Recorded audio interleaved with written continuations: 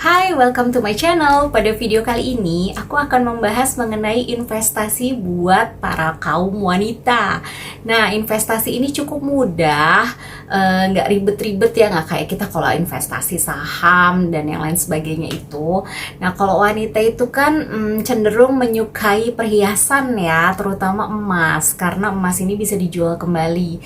Dan rata-rata emas ini memang walaupun tidak menutup kemungkinan harganya bisa turun, tapi biasanya kecenderungannya itu naik. Nah, kalau dalam bentuk perhiasan itu biasanya wanita nih pada suka nih, apalagi perhiasan emas sekarang itu memang modelnya lucu-lucu banget gitu, bener-bener cakep-cakep ya.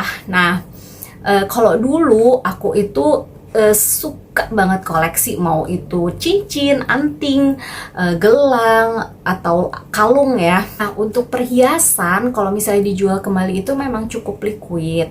Cuman sayangnya kalau misalnya kita beli dalam bentuk perhiasan, biasanya itu ada tambahan biaya untuk pembuatannya.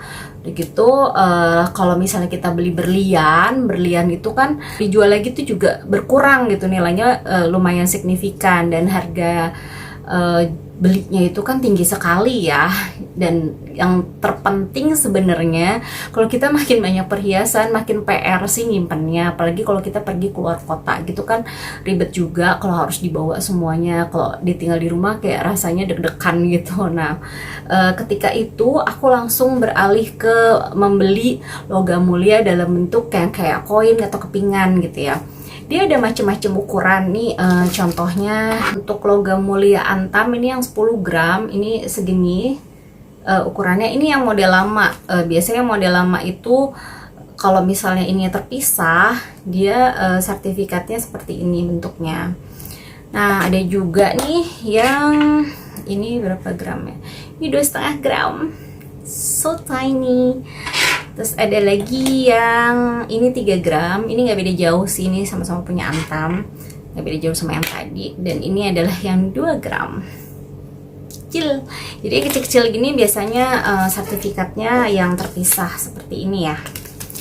Nah, ada juga yang mungkin kalau yang bukan antam itu dia nih yang UBS. Ini dia udah jadi satu sama sertifikatnya, jadi nggak bisa dilepas gitu tuh. Atau kalau kalian yang mau mengkoleksi seri-seri kartun atau princess itu juga lucu-lucu nih. Ini yang Mickey, terus ini aku punya yang seri Princess Mulan, ini yang Daisy, ini yang Frozen. Nah, ini sebenarnya juga PR gitu sih, sama aja kayak yang pas nyimpan perhiasan. Kalau ditinggal di rumah deg-degan, nah kalau dibawa juga ribet. Nah, aku mulai beralih ke pembelian emas melalui Pegadaian.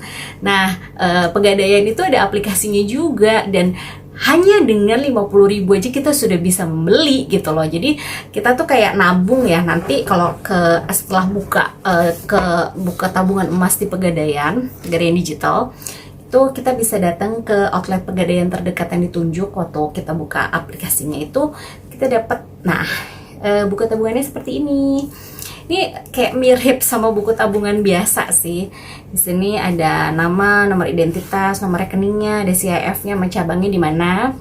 Kemudian ini contohnya ya. Ini aku nggak pernah cetak lagi sih. Jadi kalau abis beli online ya udah, aku nggak pernah datang lagi ke cabangnya untuk nyetak. Cuman ini lucu sih, kayak mirip buku tabungan itu, ada tanggalnya, ada sandinya, terus kita beli berapa gram, harganya berapa, nominalnya berapa, terus ada saldo nominal, saldo emas, dan pengesahannya. Nah, kalau kode-kode transaksi untuk pembelian emas itu kayak 1601 itu pembukaan rekening, 1602 itu pembelian emas, 1603 penjualan kembali emas, 1604 order cetak emas, 1607 itu pembelian emas wakaf, 1610 penutupan rekening, 1613 transfer emas, 1614 itu biaya fasilitas titipan emas.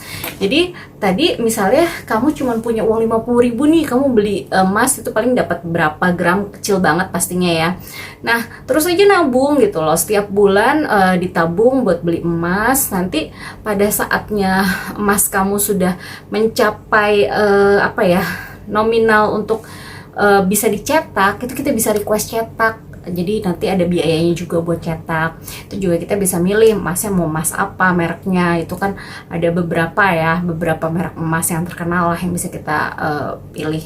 Tapi kalau saran aku sih udah biarin aja stay di situ, karena kan lebih aman juga kita cuma pegang buku tabungannya ini dan di aplikasinya aja, jadi cukup aman dan kita bisa nyicil sedikit demi sedikit gitu loh. Terus juga nggak kerasa lama-lama udah kekumpul aja banyak gitu. Jadi saran aku untuk investasi emas pakai aja yang di Pegadaian Digital gitu. Oke, sekian review dari aku untuk investasi termudah bagi para kaum wanita, yaitu emas. Oke, thanks for watching. Bye-bye.